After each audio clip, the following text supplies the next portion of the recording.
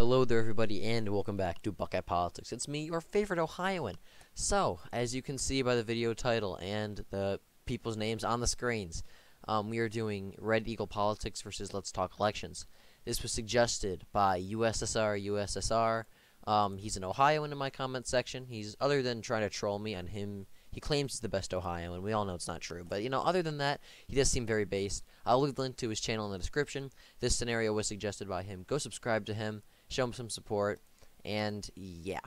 So he suggested Let's Talk Elections, who is a liberal. Well, he claims to be unbiased, and he's actually, I believe, officially a registered Republican, but he was a very strong supporter of Joe Biden in the 2020 election and Terry McAuliffe in the 2021 Virginia gubernatorial election. He is from Maryland, and he is a political commentator and election predictor.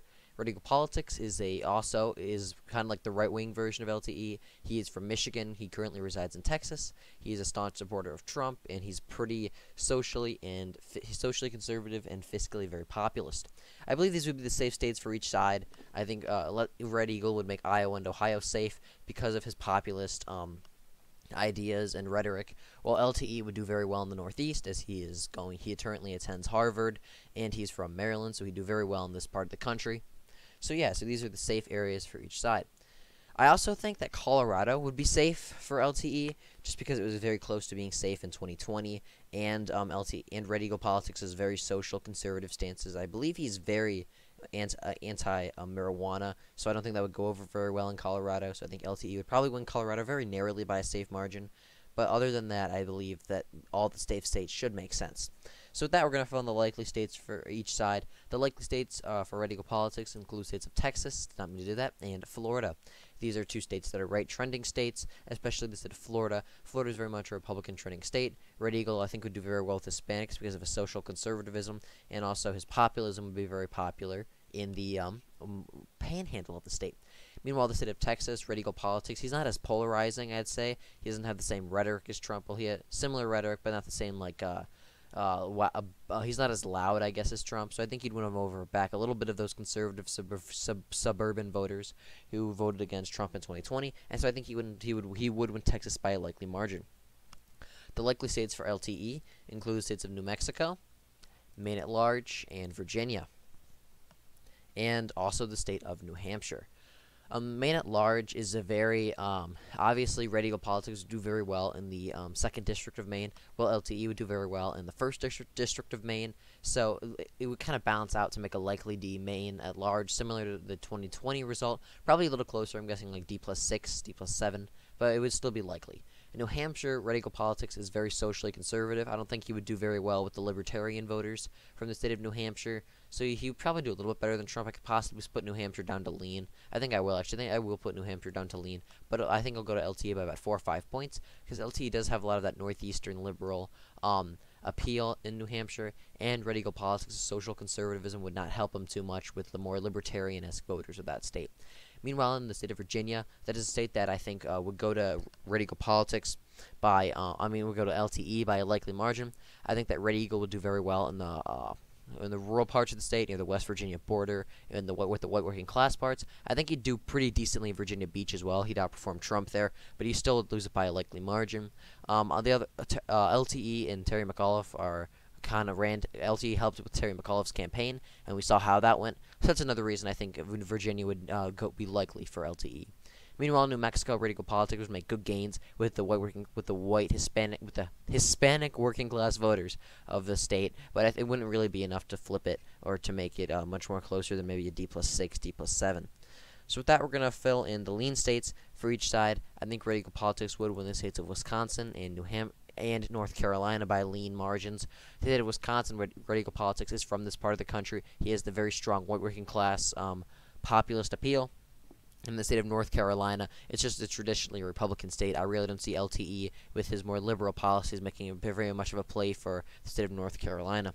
The lean states for LTE include states of Minnesota, and that is it, actually. The only lean state for LTE is the state of Minnesota. Red Eagle Politics would outperform Trump in Minnesota, but because of the white working class vote, would swing heavily to Red Eagle Politics. But the suburbs of Minneapolis are like prime LTE cringe area, so I think LTE would still win the state of Minnesota by a lean to likely margin, probably about D+4, D+5. So that, as you can see, there are a lot of states left, and these are all going to be tilt states.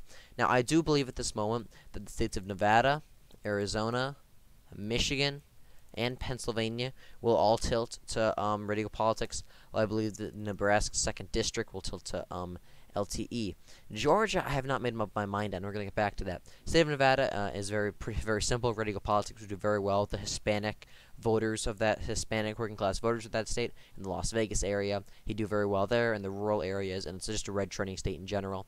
Arizona, radical politics is one of those guys who calls out all the neocons and rhinos. So I don't think that he would have as much appeal with the McCain suburbanites. But I still think that because of how unpopular Biden is, and as long as Red Eagle didn't directly call out John McCain and didn't go too in depth into his views on neocons and primarying rhinos and stuff, I do think he would still win Arizona by a tilt margin. Red Eagle is from Michigan, so he'd likely understand the voters in Michigan. He's from a part of Michigan that went to Trump in 2016, but trended back Democrat in 2020. So I think he would be able to make inroads with those voters in the Detroit suburbs and parts of Grand Rapids area, while also doing very well in the rural parts of the state. So I do think he would win Michigan by a tilt margin. Similar story in Pennsylvania. Red Eagle's from that part of the state. The country. He has strong appeal in the Rust Belt, and I think he would get strong support from the working class voters in the western half of the state. He'd make inroads with Philadelphia's suburban white working class voters, and I think he would flip the state of Pennsylvania from Joe Biden. Let's talk elections. And I also do think that the state of Georgia would narrowly go to Red Eagle politics. Well, Let's Talk Elections would have a lot of support from the Atlanta suburbs. I think Red Eagle would do very well in the rural parts of the state, and I don't think the suburbs would be as inclined to turn out for Let's Talk Elections, simply because he's him. Nothing against him. It'd be very interesting to see it would be very interesting to see how Let's Talk Elections run his campaign, because I believe he is actually a registered Republican, but he's also, a liberal. He's very much a liberal Republican, like a Phil Scott kind of Republican, and he's supported Biden and Terry McAuliffe. And we also saw how Terry McAuliffe did in the suburbs. So clearly, suburbs of Georgia and the suburbs in general probably would not like LTE very much. Could that change? Yes. Am I a little biased? No, absolutely not.